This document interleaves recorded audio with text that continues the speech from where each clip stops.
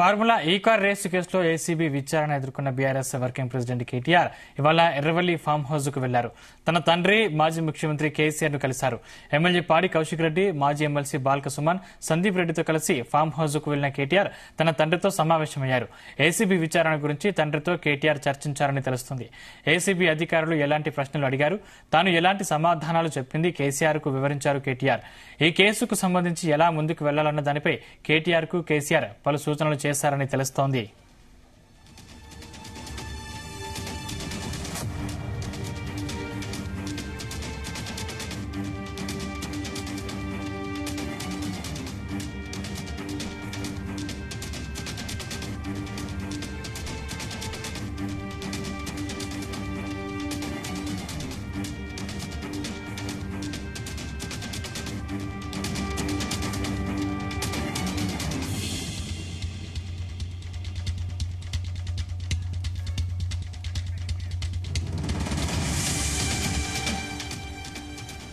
Formula ఈ car race కేసులో ACB విచారణ ఎదుర్కొన్న బీఆర్ఎస్ వర్కింగ్ ప్రెసిడెంట్ కేటీఆర్ ఇవాళ ఎర్రవల్లి ఫామ్ హౌస్ కు వెళ్లారు. తన తండ్రి మాజీ ముఖ్యమంత్రి కేసీఆర్ ను కలిశారు. ఎమ్మెల్యే పాడి కౌశిక్ రెడ్డి, మాజీ ఎమ్మెల్సీ బాల్క సుమన్, సందీప్ రెడ్డితో కలిసి ఫామ్ హౌస్ కు వెళ్లిన కేటీఆర్ తన తండ్రితో సమావేశమయ్యారు. ఏసీబీ విచారణ గురించి తండ్రితో కేటీఆర్ చర్చించారని తెలుస్తోంది. ఏసీబీ అధికారులు ఎలాంటి ప్రశ్నలు అడిగారు, తాను ఎలాంటి సమాధానాలు చెప్పింది కేసీఆర్ కు వివరించారు కేటీఆర్. ఈ కేసుకు సంబంధించి ఎలా ముందుకు వెళ్లాలన్న దానిపై కేటీఆర్ కు కేసీఆర్ పలు సూచనలు చేశారని తెలుస్తోంది.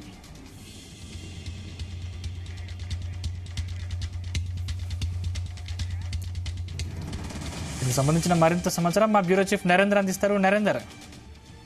Right Sandeep, BRS working president KTR మధ్యాహ్నం తండ్రి అదేవిధంగా బీఆర్ఎస్ అధ్యక్షులు కేసీఆర్ దగ్గరికి వెళ్లారు.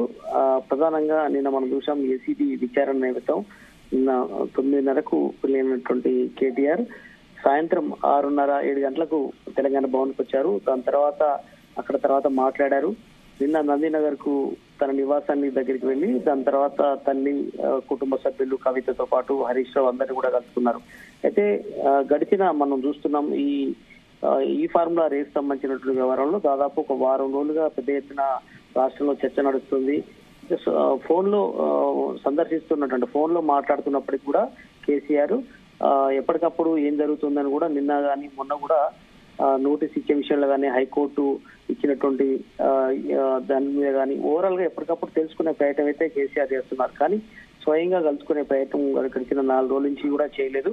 బట్ నిన్న కొంత రిలీఫ్ అయినట్టు నేపథ్యంలో వాస్తవానికి నిన్న రాత్రే వెళ్లాలనుకున్నప్పటికీ కూడా ఇవాళ మార్నింగ్ అవర్స్ లో ఆయన బయలుదేరారు. మొత్తానికి మధ్యాహ్నం తన తండ్రి కేసీఆర్ ని కలిసి ఓవరాల్ గా జరిగినటువంటి ఇష్యూని ఫార్ములా ఈ రేస్ కు సంబంధించినటువంటి దాంట్లో ఏసీబీ అధికారులు ఏం క్వశ్చన్స్ ఆయన తాను ఏం సమాధానం చెప్పారు, ఇట్లాంటి అన్ని అంశాలు కూడా కూలంకషంగా దాదాపు 82 క్వశ్చన్లు అడిగినట్టుగా కూడా నిన్న మనం బీఆర్ఎస్ వర్కింగ్ ప్రెసిడెంట్ కేటీఆర్ నిన్న మీడియాతో కూడా మాట్లాడారు.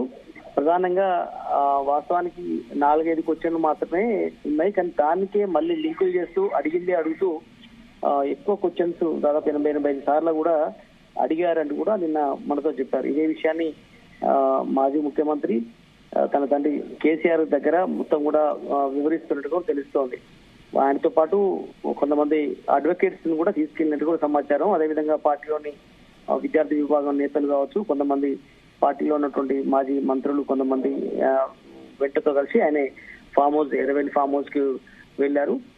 ఓవరాల్ జరిగినటువంటి సంఘటన కావచ్చు, ఇవన్నీ కూడా కేటీఆర్ కు అన్ని వివరంగా చెప్పిన నేపథ్యంలో మనం తప్పు చేయనప్పుడు ఏం భయపడాల్సిన అవసరం లేదనే విషయాన్ని కూడా కేటీఆర్ చెప్పినట్టుగా తెలుస్తుంది.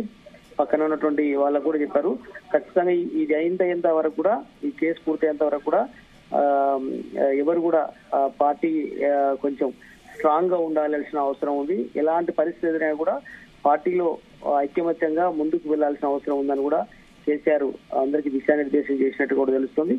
ఏదైనా కూడా మొత్తం జరిగినటువంటి వ్యవహారంలో ఫార్ములా ఈ కార్ రేస్ సంబంధించిన దాంట్లో రెండోసారి ఎన్నికైన తర్వాత ముఖ్యమంత్రిగా ఉన్నటువంటి టైంలో జరిగినటువంటి వ్యవహారం ఏదైతుందో ఎలక్షన్ ముందు జరిగినటువంటి వ్యవహారం ఏదైతుందో మొదటిసారి ఫార్ములా ఈ కార్ రేస్ సంబంధించినటువంటి దాంట్లో మొదటిసారి సక్సెస్ అయినప్పుడు రెండోసారి దాన్ని చేసే క్రమంలోనే ఎలక్షన్స్ రావడం, నోటిఫికేషన్ రావడం, ఇవంతా జరిగిన సమయంలో 55 కోట్ల స్కామ్ జరిగినటువంటి మొత్తం ఉదంతాన్ని కూడా నెమరేసుకున్నారు. అయితే దీనికి సంబంధించినటువంటి దాంట్లో అడ్వకేట్స్ కూడా కొన్ని సూచనలు సలహాలు ఇచ్చినట్టుగా తెలుస్తుంది. కనుక ఏదైనా కూడా మళ్ళీ 16వ తారీఖు నాడు ఈడీ విచారణ ఉంది. ఈడీ విచారణలో ఎలాంటి ఎదుర్కోవాలి అనే విషయం కూడా అడ్వకేట్స్ తో కలిసి కేటీఆర్ కొన్ని సూచనలు కూడా కేటీఆర్ కు చెప్పినట్టుగా తెలుస్తుంది. జరిగిన ఉదంతం మీద మళ్ళీ ఏ క్షణమైనా మళ్ళీ ఏసీబీ విచారణ కూడా ఉండే అవకాశం ఉంది. అది మేబీ ఫెస్టివల్ తర్వాత 16 తర్వాత ఉండే అవకాశం ఉంది. ఈడీ విచారణ ముందు వస్తుంది, దాని తర్వాత ఏసీబీ విచారణ కూడా ఉండే అవకాశం ఉంది. ఒకవేళ అరెస్టే జరిగే అవకాశం ఉంటే దానికి ఎట్లాంటి సన్నద్ధం కావాలి, పార్టీ మొత్తం జిల్లా వ్యాప్తంగా, జిల్లాలు రాష్ట్ర వ్యాప్తంగా అన్ని జిల్లాల్లో ఎట్లాంటి కార్యక్రమాలు రూపొందించాలన్న విషయం కూడా ఇందులోనే చర్చకు వచ్చినట్టుగా తెలుస్తోంది. ఏదైనప్పుడు కూడా తన తండ్రి దగ్గరికి సంక్రాంతి కూడా వచ్చిన నేపథ్యంలో ఈ 4-5 రోజుల పాటు అక్కడే ఉంటారా లేదంటే రేపు మళ్ళీ తిరిగి వస్తారా అనేది మనం చూడాల్సిన అవసరం ఉంది. మొత్తానికైతే ఫ్యామిలీతో కలిసి వెళ్ళినట్టుగా కూడా సమాచారం ఉంది. ఈ ఫామ్ హౌస్ లో మొత్తం జరిగినటువంటి వ్యవహారం మీద మొత్తం కూలంకషంగా కేసీఆర్ తో వివరిస్తున్నట్టుగా తెలుస్తోంది. Right, thank you Narender.